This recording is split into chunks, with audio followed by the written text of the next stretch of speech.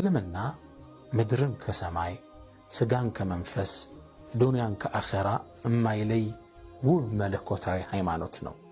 አላህም ሕያው በሆነ ንግግር ውስጥ ይህም ሚዛናዊነት በአንድ አረፍተ ነገር ያስቀምጥልናል። ረበና አላህ ምን ብለን መማፀን እንዳለብን ራሱ ይነግረናል። ጌታችን ሆይ ዱዓ ቪዥንም ነው እኮ የምትፈልገውን ነገር እኮ የሚነግር ነው። ረበና ጌታችን አቲና ስጠን ለግሰን ፊ ዱንያ ሐሰና እዚሽ ምድር ላይ ሐሰና መልካምን ነገር ስጠን። መልካም ነገር ሲባል እንግዲህ ዘርዝሩት።